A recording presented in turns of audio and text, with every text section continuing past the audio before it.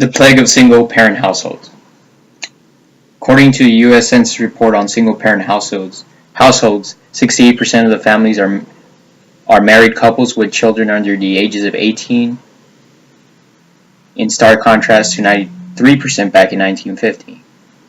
The substantial increase in single-parent households has plagued the body of this country, and the body of this country is the family unit. It is undoubtedly becoming a growing norm and is not receiving the vital attention it deserves in the public eye, and its consequences are becoming evidently apparent.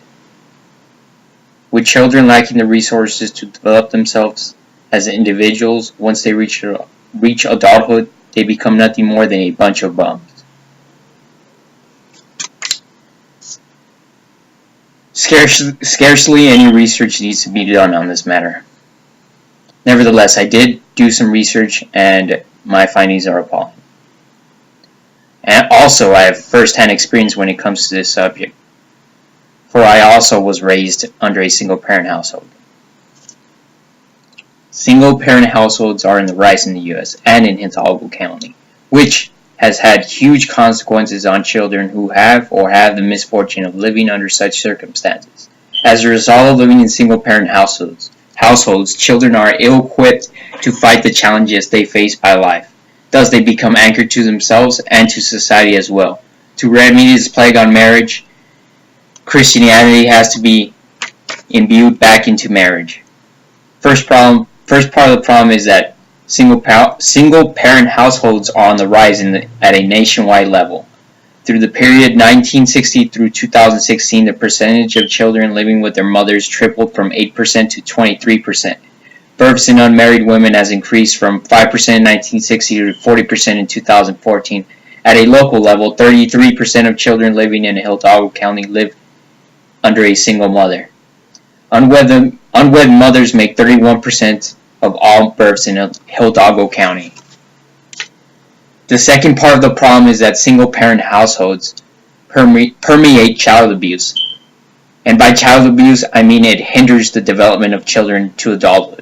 Or in short, they have a higher chance of becoming a bunch of good-for-nothing bums. Children raised under single-parent households experience unstable living environments, live in poverty, and have socioeconomic problems. As young adults, they are more likely to be idle, have lower occupational status, and lower incomes. The solution I propose is to intensively emphasize Christianity back into marriage, and once again for the secularization of it has deprived it of its spiritual, obligatory, and divine magic to it. In imbuing marriage back into Christianity, it will deter single-parent households. Active Protestants who regularly attend church are 35% less likely to divorce compared to those who with no affiliation.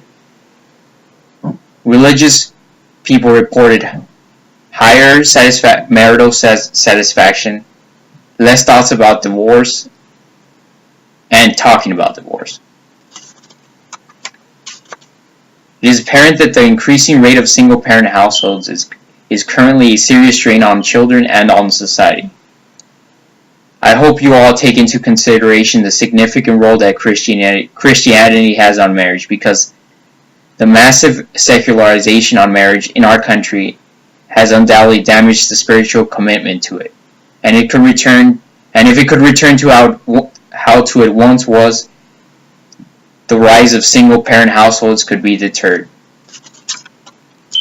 But from the beginning of creation, God made them male and female.